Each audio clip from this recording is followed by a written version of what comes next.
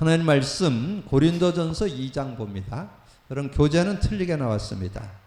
이 책 자체에 그렇게 전도서라고 틀리게 나왔는데 고린도전서입니다. 고린도전서 2장 10절에서 3장 9절까지 이렇게 수정해 놓으셔서 실제적인 응답을 여러분 받는데, 특별히 우리 10절에서 2장 10절에서 16절까지만 합독을 합니다. 같이 읽습니다.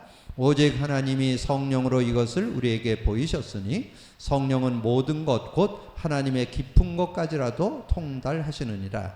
사람의 일을 사람의 속에 있는 영 외에 누가 알리요? 이와 같이 하나님의 일도 하나님의 영 외에는 아무도 알지 못하느니라. 우리가 세상의 영을 받지 아니하고 오직 하나님으로부터 온 영을 받았으니 이는 우리로 하여금 하나님께서 우리에게 은혜로 주신 것들을 알게 하려 하심이라. 우리가 이것을 말하거니와 사람의 지혜 가르친 말로 아니하고 오직 성령께서 가르친 것으로 하니 영적인 일은 영적인 것으로 분별하느니라. 육에 속한 사람은 하나님의 성령의 일들을 받지 아니하나니 이는 그것들이 그에게는 어리석게 보이며 또 그는 그것들도 알 수도 없나니 그러한 일은 영적으로 분별되기 때문이라. 신령한 자는 모든 것을 판단하나 자기는 아무에게도 판단받지 아니하느니라. 누가 주의 마음을 알아서 주를 가르치겠느냐? 그러나 우리가 그리스도의 마음을 가졌느니라. 아멘. 저는 이번 주 우리 강단 메시지에 그 복음 누린 컨텐츠를 정리해 드렸는데, 정말 아브라함 신앙을 좀 이렇게 정리하면서 올바른 신앙이 뭔가 하는 것을 이렇게 정리하는 그런 시간이 됐습니다. 너무나 선명하게 우리가 믿음의 조상, 믿음의 시조라고 하는 아브라함의 신앙을 우리가 좀 점검해 보면 중요한 응답을 받을 수 있겠죠. 갈대 우를 떠나서 가나안 땅에 들어온 거, 그걸 구원이라고 할 수 있죠. 그래서 메시아 언약을 잡았다. 그리고 피제사를 드렸죠. 근데 이제 그러나 그 피 언약에 대한 그런 것들은 믿음이 안 되다 보니까 가뭄이 들어서 애굽으로 내려가게 되고, 그래서 어려움 당하고 다시 올라오고, 그러고는 이제 하나님이 막 축복을 해주셔서 막 경제적인 축복을 받게 되니까 이제 조카 롯을 떠나보내고 자기가 이제 믿음을 결단하고 하나님 앞에 서는, 그래서 창세기 13장 4절 여호와의 이름을 불렀더라. 그리고 18절에 마무리 상수리 나무 아래에서 단을 쌓았더라. 그러니까 정말 언약 잡고 살겠다. 그래서 저는 거기를 이 복음에 대한 언약을 확실히 붙잡았다. 확실히 깨닫고 붙잡았다. 그렇게는 제가 말씀드렸잖아요. 그래서 언약을 분명히 하고 확신만 해도 하나님께서 은혜 주시는데, 가병 318명을 거느리고 하나님 앞에 11조도 드리고, 그리고 전리품 가져가라는데 안 가져가고, 그리고 하나님이 칭찬도 해줬죠. 나는 너의 배경이고 너의 큰 상급이다.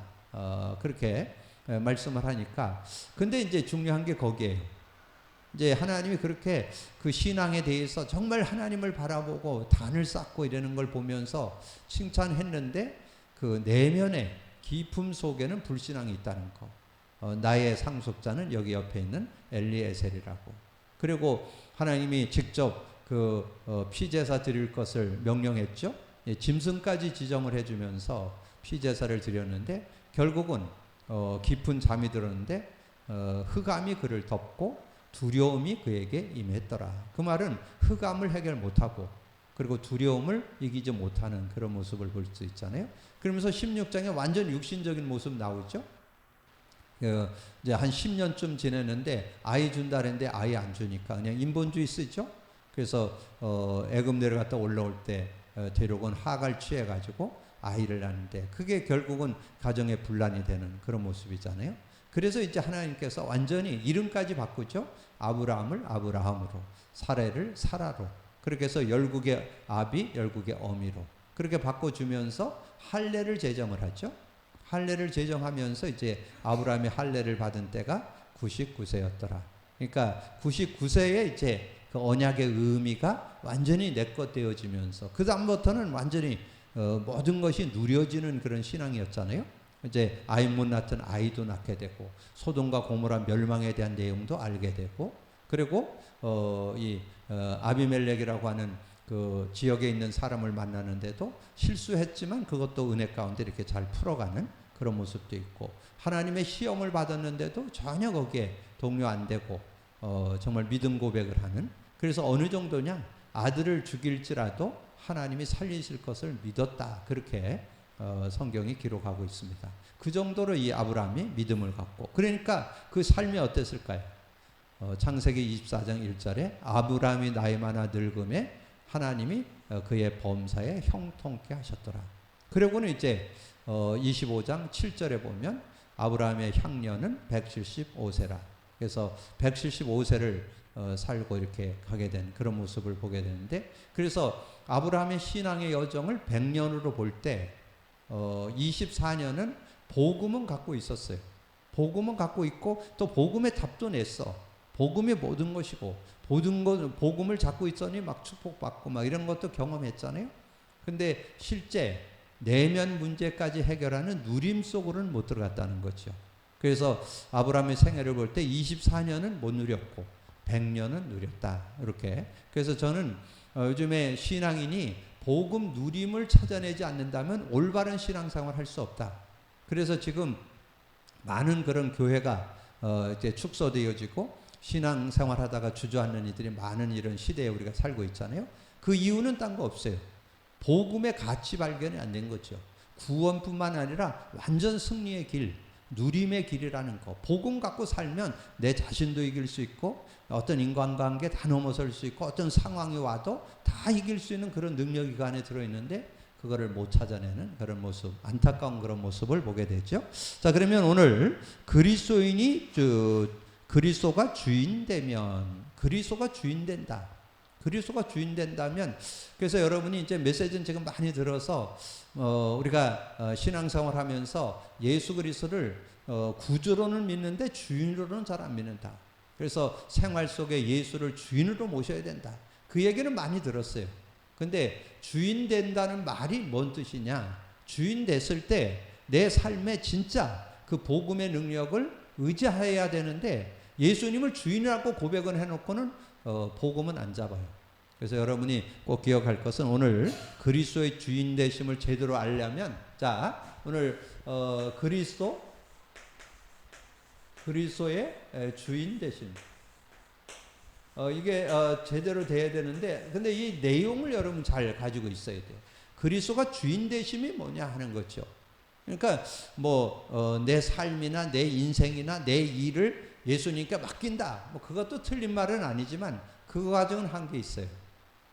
내용이 있어야 돼요. 내용. 그래서 여러분이 오늘 말씀을 잘 정리하시면, 아, 내용을 내가 놓쳤구나. 그러니까 내용이 뭐냐? 복음의 능력을 누리는 게 내용이에요. 그러니까 주인이라 그러면서 지가 해. 주인이라 그러면서 자기가 막 뭔가 해결하는 거죠.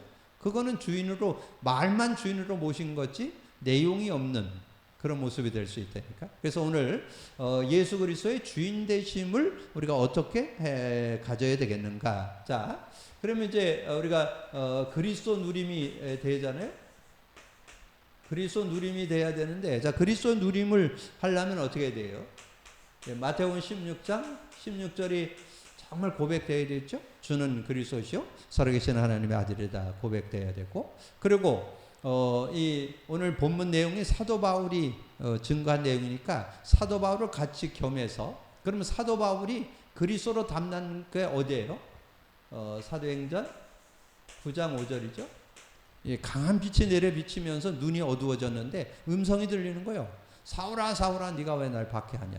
누구십니까? 나는 네가 박해하는 예수. 그러니까 예수다. 그렇게 그 음성을 딱 듣는 순간에 구약에 누군가 와서 죽고 부활하는 분이 그리스도라 그러더니 예수 당신이 그리스도시구나. 그렇게 이제 깨닫게 되는 그런 모습이 되죠. 자, 그리스도를 깨닫게 됐을 때 어떻게 살아야 돼요? 주는 그리스도시요 살아계신 하나님의 아들이심을 고백한 자에게는 요한복음 2장 1절에서 11절 가나 혼인 잔치를 통해서 예수님을 주인으로 모시는 것을 설명을 해줬죠. 그래서 가나 혼인 잔치가 벌어졌는데 포도주가 떨어졌잖아요. 근데 그 포도주 떨어진 거를 그 마리아, 예수님의 육신의 어머니였던 마리아가 얘기하잖아요. 종에게 예수님이 무슨 말씀을 하든지 그대로 해라. 그랬더니 그걸 순종했더니 정말 물이 변해야 포도주 되는 그런 모습. 그래서 예수님이 무슨 말씀을 하든지 그대로 해라. 그게 예수님을 주인으로 모시는 거잖아요. 근데 오늘 여러분이 찾아내야 될 게 뭐냐면 예수님을 주인으로 모신다. 내가 해서는 안 된다. 주님이 하셔야 된다. 요까지는 어느 정도 알아요, 많은 분들이. 근데 뭘 붙잡아야 되는지, 주인으로 모셨다면 주인을 실제로 의지를 해야 되거든요. 그걸 할 때 이제 진정한 응답을 받게 되는. 오늘 그리스도가 주인 되심에 대한 의미를 실제로 내것 해야 사실적인 응답을 받을 수 있다. 그러면 사도 바울은 어떻게 했어요? 갈라디아서 2장 11절에서 21절에 나오죠. 이 베드로와 바나바가 이렇게 외식을 하죠. 이방인과 뭔가 음식 먹다가 안 먹은 척하고. 그러니까 그것이 바울이 정죄가 됐죠. 어떻게 사도가 그럴 수 있는가? 그렇게 정죄됐는데 돌아보니까 나도 그렇다는 것을 깨닫게 되죠. 그래서 이것은 베드로도 그렇고 나도 그렇고 내가 뭔가 이렇게 하는 행위가 중요한 게 아니고 언약을 제대로 잡아야 된다. 나도 그래서 구원받고도 그리스도가 필요하구나. 그래서 고백한 게 20절이죠. 20절에 그렇게 고백을 하잖아요. 내가 그리스도와 함께 십자가에 못 박혔나니 이제는 내가 사는 것 아니요 내 안에 그리스도께서 사는 것이다. 사도 바울은 아주 실제적이죠.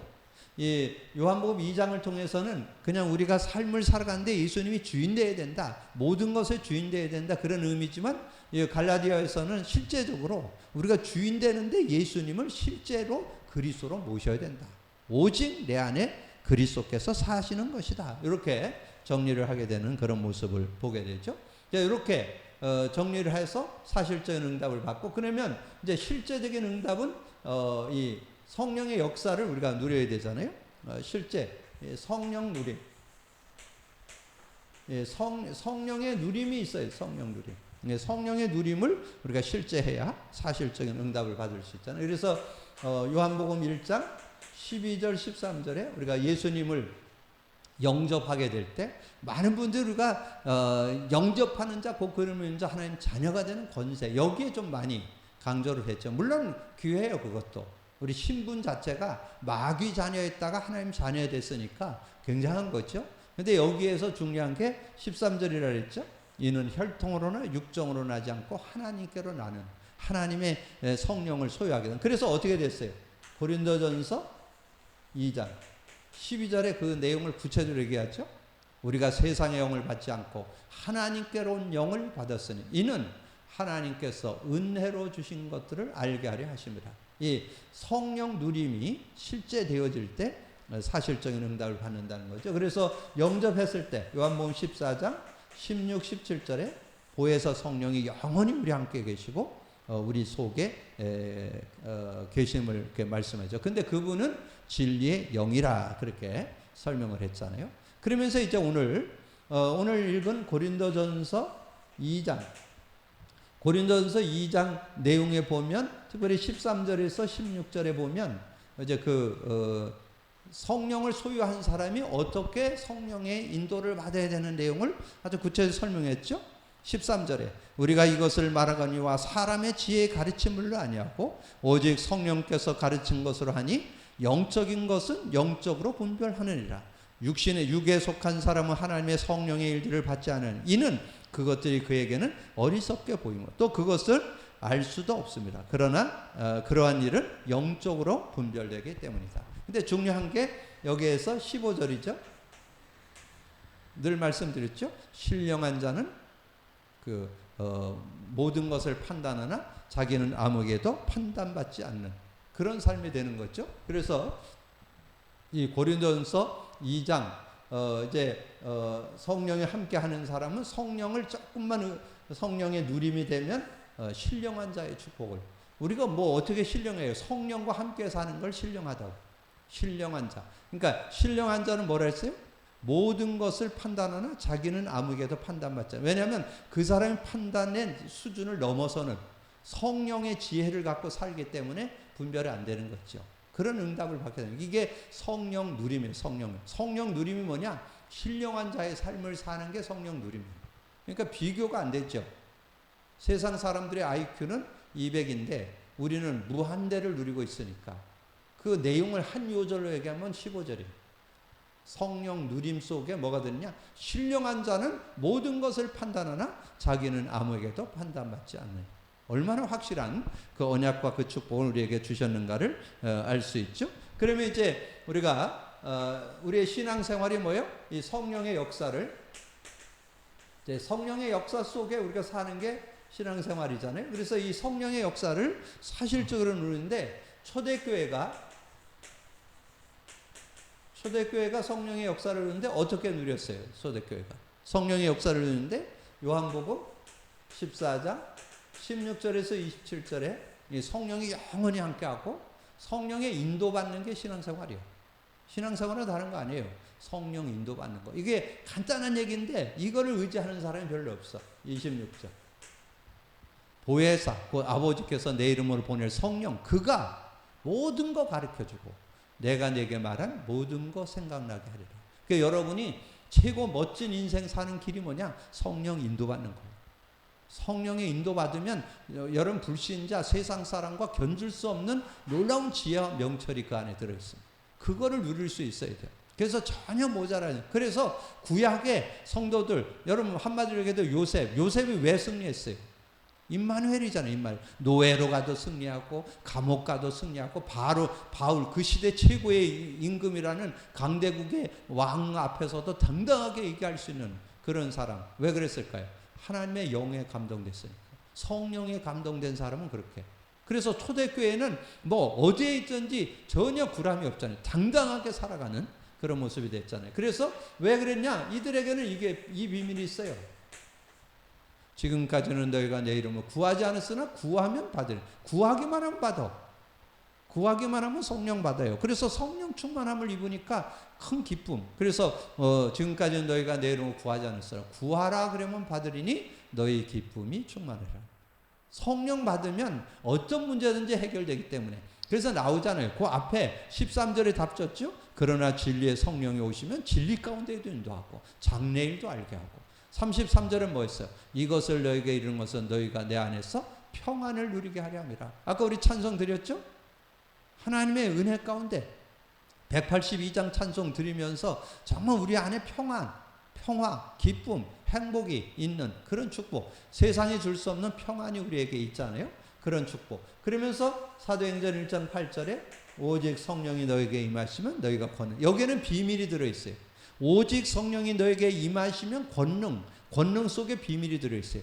권세와 능력, 하나님의 나라의 일이 이루어진다. 하나님 나라의 일이 뭐예요? 성령이 역사할 때 흑암이 꺾이는 게 하나님 나라의 일이고, 그리고 성령의 능력 갖고 살면 우리가 배운 것은 오력을 배웠잖아요. 오력만 있는 것이 아니지만 이해를 돕기 위해서 영력도 들어있고 지력도 들어있고 체력도 들어있고 경제력도 들어있고 인력도 들어있고 그런 축복. 그래서 마가다락방에 모였던 성들이 성령 충만하니까 다른 언어들로 말하기를 시작하니라. 이런 응답이 이 안에 들어있는 거죠. 그러면서 이제 바울도 이것을 구체적으로 깨닫게 됐죠. 바울이 깨달은 건 뭐예요? 고린도전서 3장 16절에 뭐라 그랬어요? 고린도전서 3장 16절은 구원의 확신 요절이라기보다는 누림의 요절입니다. 누림. 지금까지 구원의 확신의 첫 요절로 자꾸 얘기를 하다 보니까 혼동을 하는데, 실제는 이 고린도전서 3장 16절은 우리가 육을 가지고 있기 때문에 성령을 따라 살으라고 하는 그런 내용을 설명해 주는 거예요. 그래서 그 앞에 이 성령을 의지 않으면 육체의 일에 매이게 돼서 시기 분쟁하게 됐고, 나는 바울파, 나는 아볼로파. 그리고 열매를 맺게 되는데 무슨 열매? 자꾸 나무와 집과 풀의 열매, 불타버릴 열매, 아무 유익도 없는 열매를 맺는. 근데 성령을 따라 살면 금과 은과 보석의 열매를 맺게 되는 이런 축복이 있다는 걸 설명했잖아요. 그래서 사도 바울이 뭐라 했어요?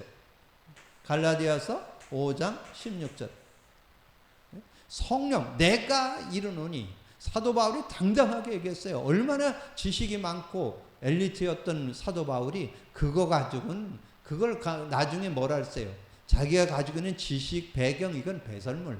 그건 그냥 흘러가는 거고, 중요한 것은 이 최고 지식인 복음의 능력, 그리스도와 성령의 능력, 이걸 제대로 알아야 돼. 내가 이르노니 성령을 따라 행하라. 그러면 육체 욕심을 이루지 아니할 것이다. 이렇게 분명하게 얘기하잖아요. 그러면서 세상을 살아가는데 많은 사람들은 술 취함으로 뭔가 그걸 해결해내려고 하잖아요. 그거 하지 말고 오직 성령 충만을 받으라. 예배서 5장 18절. 술 취하지 말라. 이는 방탕한 것이니 오직 성령 충만을 받으라. 그렇게 말씀했잖아요. 그래서 성령 안에 있을 때 진정한 축복을 누리게 된다. 그 예배서 5장이 어떤 배경이냐면 사회생활입니다. 사회생활.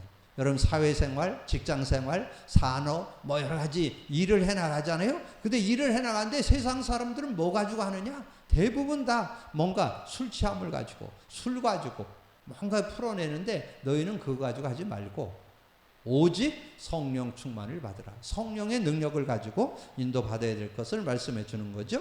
자, 그렇다 보면 오늘 그리스도가 주인이 되면, 자, 그리스도의 주인이 되면 저는 오늘 내용 속에 오늘 이 내용 속에 15절만 여러분 잘 기억을 합니다. 뭐 하나 더 얘기한다면 12절을 갖고 있는 사람은 15절의 축복이 있잖아요. 우리가 세상을 받지 않고 하나님께로는 영을 받았으니 이는 하나님께서 은혜로 주신 것들을 알게 하려 합니다. 근데 성령의 도움을 받으면 어떻게 되냐? 신령한 자는 모든 걸 판단하나 자기는 아무에게도 판단받지 않는 그런 삶이 된다. 그런 결론을 좀 정리해 놓고 내용을 보겠습니다. 우리의 인생 로정에 예수께서 주인이 되면 실패할 일이 있을 수 없으며 열매를 맺을 수밖에 없다. 예수님이 주인 되는데 어떻게 내용이 있어야 돼요. 예수님이 주인이십니다. 이 문제와 이 일의 주인 되어 주옵소서. 그런다고 여러분이 승리하는 게 아니에요. 예수님이 주인 되셔서 주신 그리스도와 성령을 의지하는 자, 그걸 복음 누림이라. 정말 그리스도를 의지할 때 성령의 역사 속에 여러분 승리하는 거예요. 성령의 역사. 그리스도를 의지할 때 오는 영적 과학이 있는데 그게 성령의 역사예요. 성령의 역사로 여러분 자신도 이길 수 있고 인간관계도 넘어서고 여러 상황이나 문제나 일을 풀어낼 수 있는 거예요. 성령의 역사로. 그거를 실제화시켜야 되는. 그러니까 그리스도가 주인 됐다, 주인이다 이렇게 노래 부른다고 되는 게 아니고 주인 되시면 어떻게 되느냐? 성령님이 주관하게 되기 때문에 승리하게 된다. 이렇게 정리를 하셔야 실제 오늘 우리는 말씀으로 결단을 받아야 하며 기도의 영권을 소유한다. 오늘 성경에서 먼저 나는 누구인가를 찾아내는데, 자, 오늘 앞에는 비그리스도인, 자, 비그리스도는 예수 안 믿는 사람들, 자, 성령의 일을 받지 않죠. 고린도전서 2장 14절에 보니까 그 성령의 일을 받지 않는다라고 그렇게 말씀했잖아요. 육에 속한 사람은 하나님의 성령의 일들을 받지 아니하나니 이는 그것들이 그에게는 어리석게 보이고 성령 따라가는 게 어리석게 보이는 거죠. 제가 가끔 얘기하잖아요. 조금 세상적으로 머리 있는 분들이 좀 조심하셔야 돼요. 좀 무식하고 좀 많이 배움이 없는 분들은 그냥 하나님을 믿고 의지하라면 그냥 100% 의지하는데 자기 머리가 좀 있는 사람은 성령 의지를 잘 안 해요. 왜냐하면 성령보다 자꾸 자기 머리로 살아도 어느 정도 살겠다 생각이 들어서 그런지. 그런데 여러분이 그건 한계와요. 진정한 응답은 성령 인도받으셔야 돼요. 성령의 역사를 누려야 돼요. 그래서 14절 아주 중요해요. 육에 속한 사람은 하나님의 성령의 일들을 받지 아니하나니 이는 그것들이 그에게는 어리석게 보이며 또 그는 그것들을 알 수도 없나니 이러한 일은 영적으로 하나님의 은혜로 성령의 역사. 오늘 꼭 기억하세요. 주인으로 모셨다면 성령의 역사를 누리는 게 주인으로 모신 거예요. 근데 성령을 의지를 안 하고 자꾸 주인으로 모시기 때문에 그냥 이론에 불과하고 실제적인 응답을 놓치게 되는 안타까움. 그래서 성령의 일을 받을 수 없다. 어떤 자아를 갖게 되는가? 로마서 6장 6절. 로마서 6장 6절에 보니까 이렇게 우리가 알거니와 우리의 옛사람과 예수와 함께 십자가에 못 박힌 것은 죄의 몸이 죽어 다시는 우리가 죄의 종로를 하지 아니하려. 죄의 종로를 하지 않아야 되는데 자꾸 죄의 종로를 하는. 근데 여러분이 죄의 종로를 하는 요 내용을 요 6장 6절 지나서 7장 15절에서 25절까지를 한번 읽어보시면 우리가 구원받았어. 계속 우리가 싸움이 뭔지 아세요? 자꾸 죄의 법을 따라가려고 그래요. 의의 법. 복음을 따라가지 않고 죄의 법을 따라가려고 한다. 그래서 뭐라 했어요? 24절에 오호라 나는 공고한 사람, 이 사망의 목에서 누가 나를 건져내라. 우리가 구원받은, 그 구원받은 사람 얘기입니다. 자꾸 죄의 종로를 타려고 하는, 죄의 법을 따르려고 하는 그런 모습이 있다는 거죠. 그래서 8장에 나오잖아요. 우리는 그리스도 안에서 생명의 성령의 법이 죄와 사망의 법에서 해방했다. 그리고 하나님의 사람은 어떻게 살아야 돼요? 로마서 8장 14절에 성령, 하나님의 아들, 그 성령을 따라 사는 것이 하나님의 아들이라고 그렇게 아담 그렇게 말씀해 주잖아요. 그 다음에 갈라디아서 5장 16, 17절, 거기에서는 17절을 여러분 좀 기억을 하셔야 돼요. 5장 17절에 보니까요, 육체의 소욕은 성령을 거스리고 성령은 육체를 거스르는 이 둘이 서로 대적함으로 너희가 원하는 것을 하지 못하게 하려니라. 자꾸 육체와 성령과 이렇게 자꾸 다툼이 일어나서 성령을 따라 살기보다는 자꾸 육신을 쳐서 살게 되는 그런 모습이 나온다는 거죠. 그래서 비그리스도인이 세 가지 특징, 예배서 2장 1절에 3절 영적으로 죽어있죠. 예배서 2장 2절 완전히 사단의 종로로 타죠.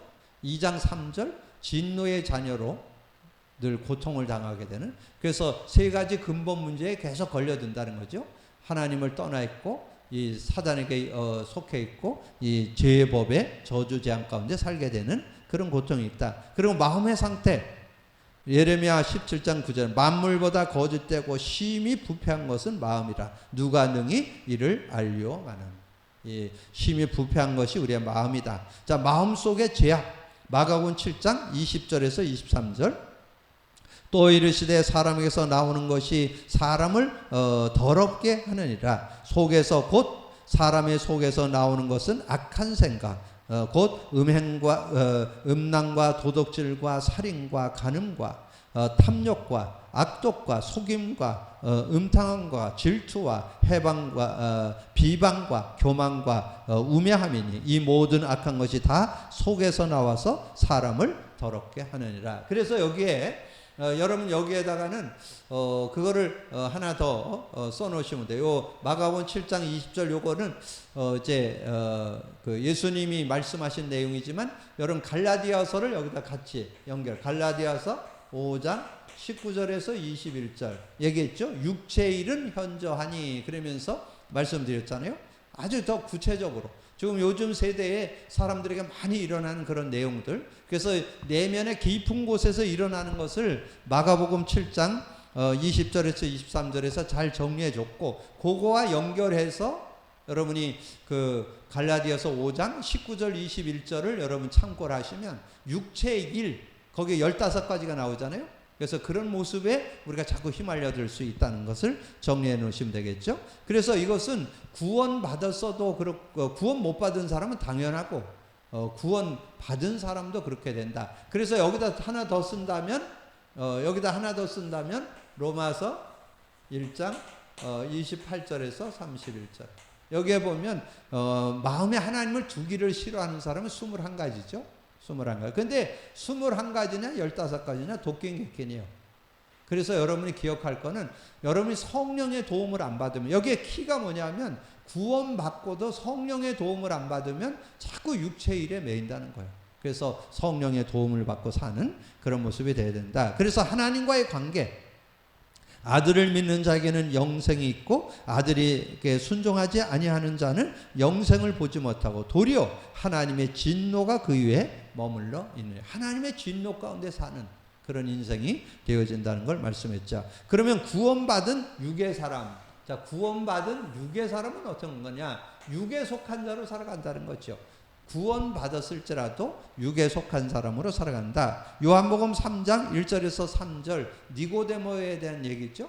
이건 니고데모가 이 구원에 대한 내용을 확실히 못 가지니까 예수님께 질문했는데 3절에 예수께서 대답하시되 진실로 진실로 내게 이르노니 사람이 거듭나지 아니하면 하나님 나라를 유업으로 얻을 수 없다. 그래서 여기에 나중에 추가로 5절에서 6절을 여러분 기억하시면 돼요.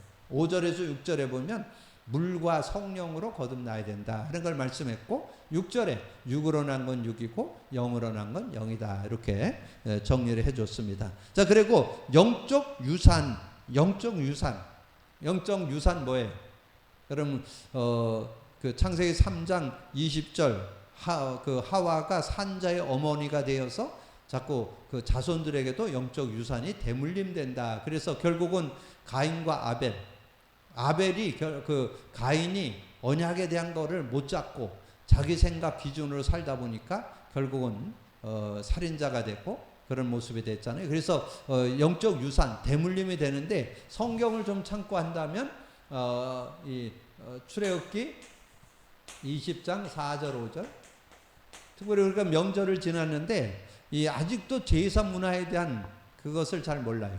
제사 문화, 제사는 하나님께 드리는 게 아니고 귀신을 섬기는 거라고 성경에만 나와요. 성경. 그것도 여러분 참고하셔서 써놓으세요. 고린도전서 10장 20절. 이방인의 제사는 귀신에게 하는 거라는 거. 그래서 지금 근데 이 제사 문화가 동양권만 있어요. 이 유럽권에는 없습니다. 중국, 한국, 일본, 태국, 동양권에만 그 제사 문화가 있고, 유럽권, 독일이나 이렇게 영국이나 미국은 제사 문화가 없습니다. 자, 이런 모습들을 우리가 알고 우리가 분명하게, 특별히 우리 한국에서의 어떤 이런 제사 문화를 우리가 좀 지혜롭게 풀어가지고 더 이상 우상숭배로 대물림. 그런데 우상숭배를 어떻게 되냐? 성경에 출애굽기 20장 4절 5절에 우상숭배하게 되면 3, 4대가 망한다고. 그리고 영적인 대물림, 좋은 것도 있지만 나쁜 그런 영적인 거나 정신적인 거나 육신적인 그런 대물림도 하게 된다는 거 꼭 기억을 하시고 그걸 기억해야 되겠고, 그 다음에 불신앙, 불순종, 사랑이 없는 그런 모습이 되어진다. 정말 하나님의 사랑을 받아봐야 사랑도 하실 수 있어요. 그래서 저는 이 진정한 사랑을 여러분이 찾으려면 로마서 5장 8절. 저는 바울이 고백했던 것처럼 우리가 아직 죄인 되었을 때 그리스도께서 우리를 위하여 십자가에 죽으심으로 하나님께서 우리에 대한 자기의 사랑을 확증했다. 저는 이 예수님이 우리를 위해서 죽으셔서 그리스도가 되셨다는 것, 저는 그걸 생각하면 얼마나 행복한지요, 얼마나 감사한지. 그래서 저는 제 인격은 훌륭하지 않지만 저는 이 복음의 능력을 깨닫고 난 이후부터는 사람들을 그래도 좀 이해하고 수용하고 넘어서는 그런 응답을 많이 받고 있습니다. 전에는 그게 잘 안 되는데 하나님의 사랑을 잊고 보니까 하나님의 사랑을 그걸 사랑이 없어서 저렇게 사는구나. 하나님의 은혜를 못 입어서 복음을 못 누리니까 저렇게 사는구나. 이렇게 되니까 충분히 그게 이해되고 수용되는 그런 모습도 갖게 됩니다. 그리고 로마서 8장 7절에는 육신적인 일에 매이는데 육신의 생각은 하나님과 원수가 되고 이는 하나님의 법에 굴복지 아니할 뿐 아니라 할 수도 없다. 자꾸 육신의 생각에 매여서 살아가야 되는, 믿음이 중요한 이유는 히브리서 11장 6절은 뭐예요? 믿음이 없이는 하나님을 기쁘시게 하지 못하나니 하나님께 나아가는 자는 반드시 그가 계신 것과 또한 그가 자기를 찾는 자들에게 상 주시는 이심을 믿어야 할지니라. 믿음으로. 근데 무슨 믿음? 복음 믿음. 복음의 믿음을 넘어서 복음 누린 믿음. 복음 누린 믿음이래야 돼요. 그래서 저는 요즘에 히브리서 11장을 보면 다 복음 누린 사람들의 기록이라는 거예요. 그냥 전에는 그냥 믿음의 사람 이렇게 히브리 11장을 봤다면 이제는 그렇게 안 보여요. 아벨도 노아도 아브라함도 사라도 다 정말 복음 누린 사람들이었다는 거, 이거를 요즘에 깨달으면서 성경이 복음 누린 관점으로 보여야 된다는 거. 그리고 로마서 14장 23절에는 그렇게 말씀했죠. 육신의 생각은 하나님과 원수가 되느니 이는 하나님의 법에 굴복하지 아니할 뿐 아니라 할 수도 없습니다. 하나님의 복음의 그 내용을 보면 로마서 14장 23절은 그렇죠. 의심하고 먹는 자는 정죄되었나니 이는 믿음을 따라 하지 아니하나니 때문이라. 믿음을 따라 하지 않는 것이 죄냐, 믿음으로 하지 않는 것이 죄라. 그렇게 로마서 14장 23절, 로마서 1장 17절 복음에는 하나님의 의가 나타나서 믿음으로 믿음에 이르게 하나니 기록된 바 의인은 믿음으로 말미암아 살리라 함과 같으니라. 그래서 이 사도 바울이 고백했던 정말 의인은 믿음으로 말미암아 살리라. 하박국 선지자가 고백했던 내용이죠. 하박국 선지자가 하박국서 2장 4절. 그런데 그 내용을 이 사도 바울이 인용을 했고, 그리고 시대의 종교 개혁을 했던 루터가 이 요절을, 이 말씀을 인용했죠. 의인은 믿음으로 말미암아 살리라. 근데 무슨 믿음으로 살 거냐 이거죠. 저는 복음 누림의 믿음을 갖고 살아야 된다. 지금 이 시대는 복음 갖고 지금 넘어지는 사람 너무 많기 때문에 복음 누려야 된다. 복음의 능력을 실제 삶에 누려야 승리할 수 있다. 그래서 성령의 사람 열매가 나타난다. 갈라디아서 5장 22절 23절 성령의 9가지 열매죠. 하나님 관계에서는 사랑과 희락과 화평이 맺어지고, 인간관계에서는 오래 참음 자비 양성, 그리고 자신은 충성 온유 절제, 누가 봐도 믿음직스러운 충성, 그리고 온유 부드러우면서 절제할 줄 아는 그런 모습. 갈라디아 2장 20절 내가 그리스도와 함께 십자가에 못 박혔네. 이제는 내가 산 것 아니요 오직 내 안에 그리스도께서 사는 것이라. 그리고 새 능력을 얻게 된다. 빌립보 4장 13절 내게 능력 주신 안에서 내가 모든 것을 할 수 있느니라. 고린도전서 2장 14절 16절인데 15절. 그래서 오늘 주제 요절을 15절로 설명을 드렸죠. 그래서 신령한 자는 모든 것을 판단하나 자기는 아무개도 판단받지 않는다. 근데 그러면 오늘 말씀의 결론을 내릴 때 뭐예요? 그리스도가 주인 됐다는 말은 성령의 인도받는 거다. 근데 많은 분들이 정말 구원받았어도 성령의 인도받기보다는 자꾸 자기 생각, 자기 경험, 자기 지식 가지고 육신을 쫓아서 사는 사람이 너무 많아요. 육신을 쫓아 살 말고 성령을 따라 사는 여러분 되기를 주님의 이름으로 축복합니다. 그래서 성령을 따라 살라는 거예요. 그게 그리스도를 주인으로 모신 사람의 삶이에요. 오늘 완전 결론 내세요.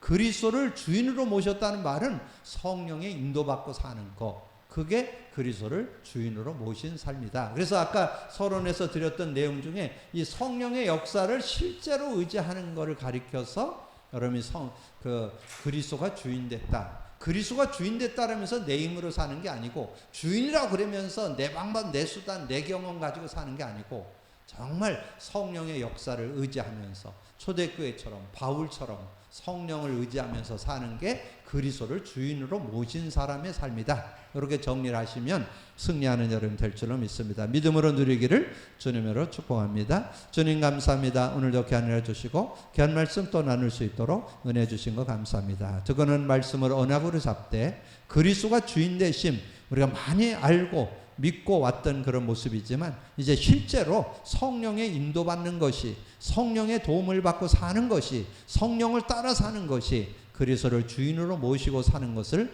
우리가 확인하고 확신하고 믿음으로 누릴 수 있는 저희들 되게 하여 주옵소서. 감사하고 주님 예수 그리스도 이름으로 기도하옵나이다. 아멘.